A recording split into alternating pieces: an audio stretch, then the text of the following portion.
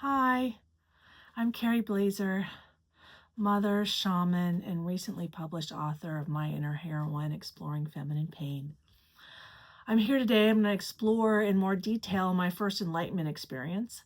My book goes into it, but my book is basically about how in the past 6 years I went from a suicide attempt to embracing my shamanic gifts, to experiencing enlightenment several times, all helped by several prominent men I attracted into my life, including Justin Waller, Andrew Tate's best friend, and Andrew Tate, two decorated fire academy instructors, all leading me back to my original hero. I call them my heroes in my book because they showed me my emotional wounds and I was able to heal through that.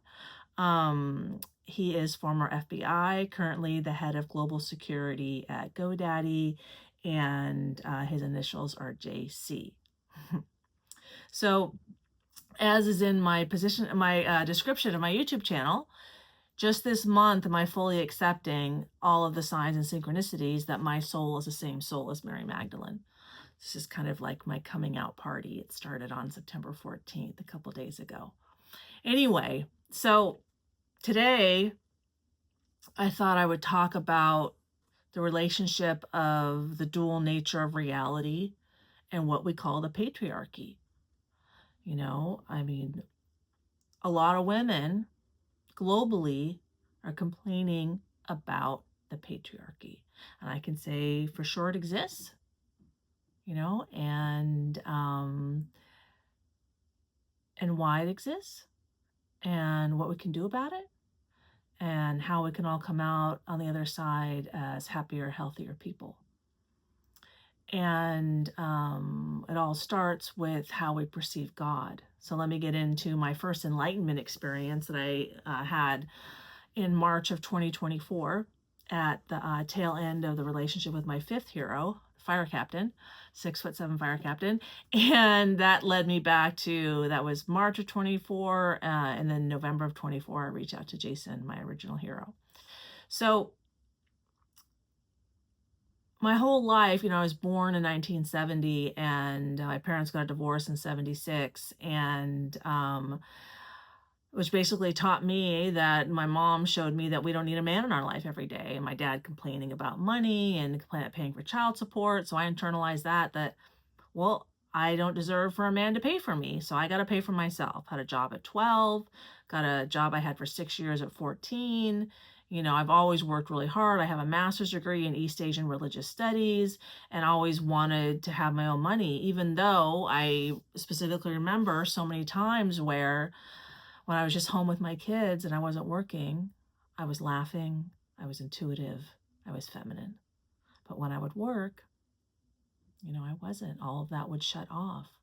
My happiness, my humor, my intuition, my femininity would shut off because I would go into my masculine to go to work. Okay, so I fully embraced the whole feminist mindset. And yes, I have that quote that Mary is the solution to toxic feminism. And I know Charlie was referencing Jesus, Mary's mother, but there's a lot of debate about what really happened and that Jesus had a wife. There's a lot of documentation, and I have in my description a video about some of that, a lot of documentation that's written in Aramaic and biblical Hebrew and Greek and has been researched and studied about that Jesus was married and they had 3 kids, 2 girls and a boy, just like me. Okay, so when I haven't talked to Jason yet because we have a lot of trauma between us, but when I look on his Facebook page, he has a boy and 2 girls too, just like me. So yeah, signs and synchronicities, those are just a couple. My birthday is June 25th, direct opposite of December 25th. I lived in southern France where there's a lot of the Cathars were, and they believed in Mary Magdalene and followed her teachings, the way of love, and they were the only Christian sect that the Crusades attacked in southern France. And I lived there in Toulouse for a couple of years when I was young, when my parents were still married. Anyway, a lot of signs, synchronicities, and a lot that I've been taught that I don't need a man, that I was encouraged to get a college degree. I was encouraged to fight my family over racism and in school. And I wasn't encouraged. I was encouraged to fight my family. I wasn't encouraged to embrace my family in school for sure. Anyway,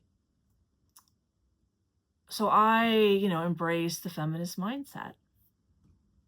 And in healing over the past 10 years, I saw all the ways that that hurt me, all the ways that didn't help me value my femininity, encouraging sexual promiscuity, that, watching Sex in the City like that's normal, letting my daughters think that that's normal, and the negative ways it impacted me, and then I let it impact my daughters is really abysmal. And I didn't understand because I just turned, oh, this is what we're doing? Okay, this is how, oh, okay.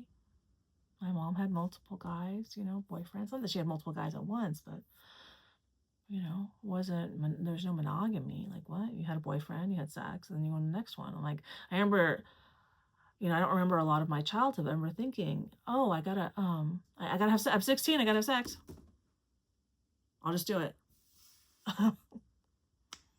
That's not healthy. But anyway, so I attract all these men into my life and to help me see myself and help me get healthier in my femininity.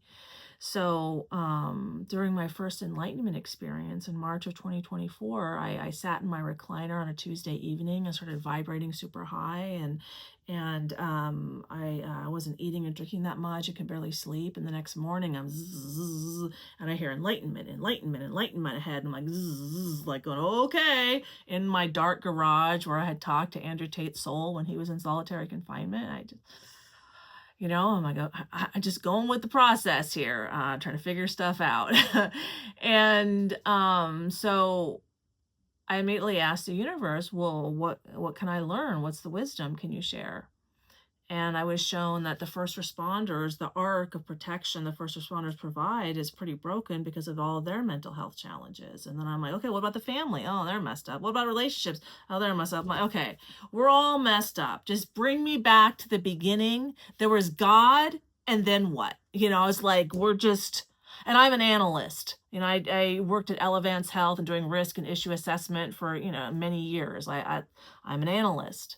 I have a master's degree in humanities. I'm a researcher. I'm an analyst. So I'm grappling with this. Okay, so I'm like, okay, well, but God's singular. And we have men and women, and we have the patriarchy.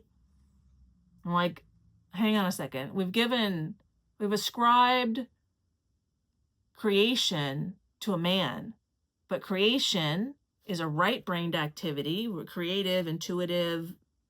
That's right brain. And women have a womb. Women create human life. Like, why are we ascribing creation to a masculine God? Like, there's the imbalance. Christian says that we're made in the image of God. Well, there's where you get the imbalance with Adam and Eve, as if a man can give birth to a woman from a rib. I mean, why would origin stories not abide by biological truths? That doesn't make any sense either, right? So we know how people are born. I mean, we understand now.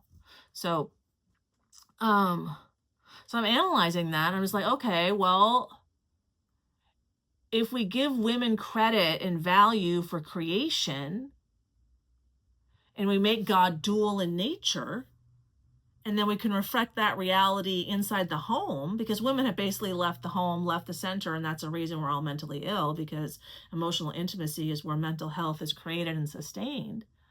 So I'm thinking, like, okay, so this is our problem here, is that the way we perceive God and the way we project that supposed truth that a masculine singular God is running everything, that. Yeah. So, but okay, so we've assessed the problem. We got the source of the problem. So what's the solution to that problem? Okay, so let's look at God as dual in nature. There's the feminine and then there's the masculine. Okay, and let's ascribe that to a household, because a healthy nuclear family is a bedrock of a stable society. I'm a mother, not quite a grandmother. I'm 55. So, but I'm concerned about there being a healthy society for my children to produce for my grandchildren to exist within. That's my concern now. So I focus on this. So So I'm like, okay, let's look at the healthy nuclear family. If the woman is equally valuable to the man, like, she's half of God and he's the other half of God, and she occupies the center, the emotional center, and then he can orbit with providing and protecting, like, that sounds pretty balanced. Like, that could be a way to, like, a worldview that would really support respecting stay-at-home moms, which is what we need. I mean, 50% of kids do not have a secure attachment to self. I mean, you see countless videos on YouTube of teachers who quit, and why they quit, because the kids do not behave. The kids cannot sit with themselves. They do not have a secure attachment to self. And I got that data from, Psychology Today, from psychologists.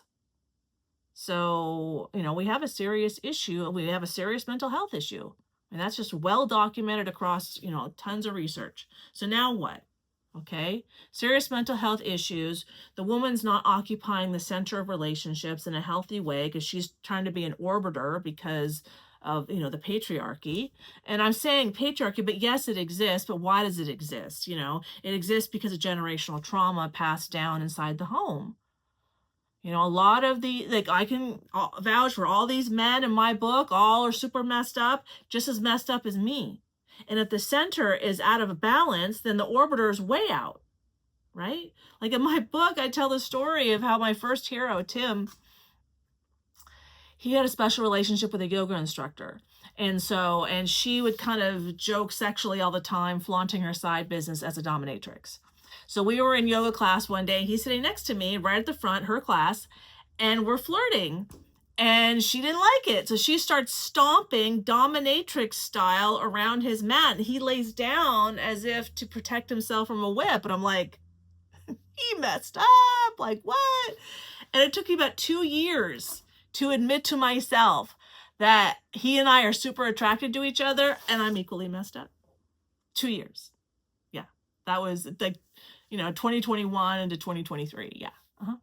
2 years to accept that I'm that messed up. Mm-hmm. Totally right. Totally own that I was that messed up. So anyway, we be messed up, and these men at the top that a lot of women are after are really messed up. But we all need to heal. Okay, so they can do their jobs really well. That's why they're workaholics. They can be successful. They can have sex. So then they have a lot of women because they, are successful. They know how to open women's legs. But the relationship part, the emotional part, well, they're super messed up from their childhood. So I saw that. I'm like, okay, well, if we can get the woman back inside the home, being the emotional center, being healthy in her femininity, we give her time to process her emotions, because women take a lot longer to connect their emotions. Like if a guy calls another guy and says, hey, let's have dinner. Okay, yeah, I'll see you at 6. Yeah, bye, done. Back of the brain, front of the brain, done. And there's brain scans to show it. What do women do? Hey, what's up? Want to have dinner? Oh, I'm kind of thinking about it, but I've been on a diet and I've been this close and this, that, da, da, da. Make of all of our connections, which they've done brain scans to prove it, takes about 20 times as long. And then we get to the front of our brain and then we make the decision. Men and women are totally different. It takes a lot longer. But this is why women have a much more robust nervous system than men do, because we are physiologically designed to process emotional pain. When we start having our period, we start processing and experiencing 75% more negative emotions than men. Women have 50% of the serotonin as men, so that we can feel those deep, dark emotions and be the emotional center and then do that emotional labor. Men are designed for physical labor. I mean, let's just accept reality here. We're out of balance because we don't accept reality. That's our problem. So, but if we make God dual in nature to reflect reality, which is dual in nature, then I think that's a really good way to help women feel valued at home, for men to see their inherent value. And I always quote this Cherokee proverb that I resonate with so much, is a woman's highest calling is to connect a man to his soul so he can unite with source. A man's highest calling is to protect a woman so she can walk the earth unharmed. Women these days do not know what their highest calling is. I mean, you see all these dating shows, over YouTube. What does a man do? Provides and protects. What does a woman do? I'm pretty. What? It's like, have we forgotten that women have wombs? We're 20 years from population collapse.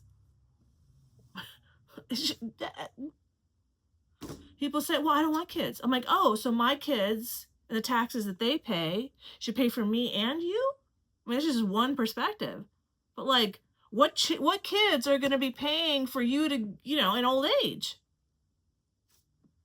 And children make you mature. Like, you got to grow up. If the kid is an infant is screaming at you, that is not the infant's problem. So having a family is where personal growth happens. But people aren't having families for a lot of reasons. And so there's no personal growth. But then there's the mental illness because they're stagnant and they're acting like kids, the children. So the video, this woman, she's like 32 years old, and I'm going drinking all weekend. Like, have you not? Grow up. So my first enlightenment experience and kind of seeing that and internalizing that and processing how I didn't know how to forgive my ex-husband for the divorce. He's Israeli. Another synchronicity. My kids are half Israeli. This is from France. My mom got that. And we lived in Toulouse, France, which is the region where like the Da Vinci Code, the Cathars that practiced Mary Magdalene's teachings, and they had a prophecy that she would return in 2021. Well, that's when my voice returned on December 30th, 2020. My first hero. So I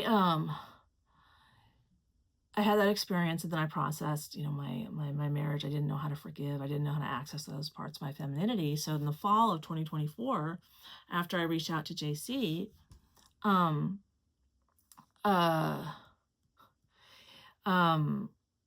it was like so intense. Like, the fire captain, my first enlightenment was like a 1 in difficulty. And I even say in the book, it felt like a final exam because I didn't know this was coming with Jason.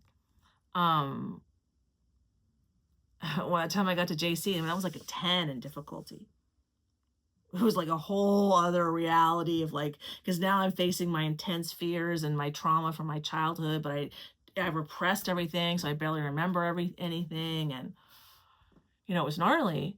But it was, I could see how much more connected we were, and how much was just my heart was just opening, and Instagram posts are coming out of me, and I'm writing this and I'm writing that. And I'm like, what's going on here? This is different. So I asked the universe, I said, okay, so how are feminine and masculine souls created? And this is what I was told, is that there's a soul that has feminine and masculine qualities. And as souls, we grew as much as we could without splitting into a feminine soul and a masculine soul. So we wanted to evolve further, ascend further, expand our consciousness further. We decided we need to split into a feminine soul and a masculine soul, and opposites are the best mirror. So to see and experience ourselves, to see ourselves for self-improvement opportunities, we needed our direct opposite. Like, you don't know what tall is until you know what short is, right? Like, you have no reference point, and we needed a reference point. Okay, so we created the feminine and masculine soul. So this is what happened. So the intent to create the masculine soul is what created the feminine soul. Then the feminine soul tears out half of her heart chakra to create the masculine soul. And these are the pairs, is like the twin flame phenomenon. So our souls have been figuring out, how to have a healthy, like how to be on earth and create a family and people and be healthy. And we've been here figuring it out for however long we've been here. I don't know how long we've been here. That's not information I have or I even focus on. But I know that now is a time for self-healing that started in 2012 when the Mayan calendar cycle ended and we started the self-healing cycle. So 2,000 years ago, when Jesus' soul and I were Jesus and Mary, and now Jason and Carrie, it wasn't time to celebrate women as healers. It wasn't time for women to claim their voice in the way that we have. It wasn't time yet. We weren't ready yet. And what does that mean? I asked myself all these questions. Why can't we just be born with all the wisdom and then we're good to go? Okay, well, why? Our physical bodies can't handle that high vibrating soul. So it takes time, and a lot of time, to upgrade our DNA, to upgrade our nervous systems to handle higher and higher vibrating emotions. Like, enlightenment is an emotion. And I didn't know that. And I have a master's degree in East Asian religious studies. I mean, I I speak Chinese and translated 12th century Taoist texts from classical Chinese into English. I mean, I was in it. I lived in Chinese Buddhist monasteries, and no one ever told me that enlightenment is an emotion. But come to learn, Mary Magdalene studied a lot that enlightenment is an emotion, and it comes from self-love, and that's what I found. All I've been doing is loving myself. I haven't been on a date in 6 years. I'm going to date with any of these guys. I didn't go on a date with Jason and that I remember. And maybe things happen that I do not remember because I barely remember my childhood. So, it's, bringing this out is not easy. And then connecting to the Mary Magdalene, it's not easy, because she has been repressed so much. But there's a lot of information now, a lot of data, because we found all those texts. Like in the last fall, after I reached to Jason, I was told I'm an agent of God. I'm like, what do you mean agent of God? Aren't all souls agents of God? I didn't research, I didn't pay attention to it. Then I heard, okay, agents of God hide things in one lifetime to be found in another. Well, the Gospel of Mary, Gospel of Thomas, and the Gospel of Philip that all talk about the marriage between Jesus and Mary, amongst many other texts. And there's actually sites where they talk about the family with 3 kids, and burial sites. There's like a lot of data showing that Jesus and Mary were married, Mary Magdalene, and they had 3 kids, 2 daughters and a son. Like Jesus Katan, which is small in Hebrew, and my son, Eitani Katani. Eitan Katan is Ethan small Ethan, same as, but that's kind of how they do it, and my son's middle name is Joseph, after his great-grandfather. Yeah, the son of a famous Sephardic rabbi in Haifa. So,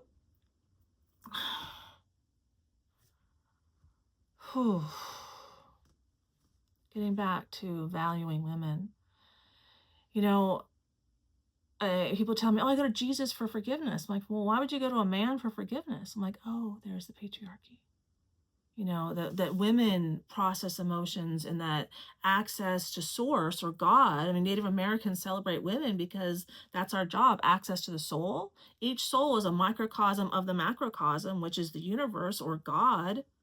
All the souls. I mean, what I call God is the collective of souls and our collective plan here on earth. Then each soul on earth has a plan to support the collective plan. And I know that not everyone means God when they say it that, they have different meanings, but that's what I mean.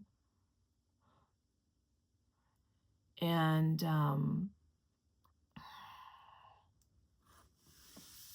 to bring forth these truths and such. And I didn't know. I couldn't know. It was like, so like, why? I'm like, why was I chosen to help Andrew Tate? Like, why was that me? And a year and a half before that, I didn't even know every time I was being psychic. And I'm just given these jobs, and it just works out. I'm like, okay, keep going. I just didn't know. But women's voices have been silenced. And when we murder our children in our wombs, we silence ourselves. Creation is how women speak. It's one of the ways, one of the main ways is how we speak life into this world through our womb, through our children, through our grandchildren, through our voice. And I'm calling for women to help find their voice. We needed to go through all of these trials and tribulations. So be ready to harness our voice. Every woman's a shaman or a high priestess. We're all intuitive like that. Women are source energy. So we are the connection to the divine. And in that, scared men, scared scared authority figures, scared governments. If women can heal, and you can go to your wife for healing, how can they use a God to control you? If your only path to heaven, the only ladder to heaven is the cross, which is what the exaltation of the Holy Cross is on September 14th. The first day I started posting these videos, not knowing that was that day. And I was like, fuck the cross. And if I have to explain to anybody why I feel that way, you can do more research on a wife losing her husband and father of the children right in front of her. Okay? The history on Jesus has been skewed and rewritten and lie to for convenience and authority and dictatorships, to kill, to suppress. The patriarchy, both men and women, you know. So I'm going to keep talking about this, but consider seeing God as dual in nature. If we can see God as dual in nature, then we can all address the patriarchy together and create heaven on earth together. Heaven on earth is created by loving yourself so much. All you do is pour love out of your cup. And so everybody feels your love. And imagine if everybody had love to pour from their heart and not hate. That's heaven on earth. We create it together. So remember, no one's coming to save you. We can only save ourselves. And I know that, but see, that's how the church sells it. Pray to Jesus, he'll do all the work. That's not how healing works. That is not how healing works. We have to love ourselves individually. Change is an inside job. We have to do it ourselves. Because when I change my heart and I increase the vibration of my heart to enlightenment, which is like 1,000 hertz, look at like Map of Consciousness by Dr. David R. Hawkins, then other people around me, people who I'm connected to and I talk to, I interact with, they all naturally start vibrating higher. And then I create a snowball effect. So that's what I'm doing at home, is creating a snowball effect. Anyway, thanks for listening. I'll talk to you soon. And please like and subscribe, and consider that God is also dual in nature to destroy the patriarchy.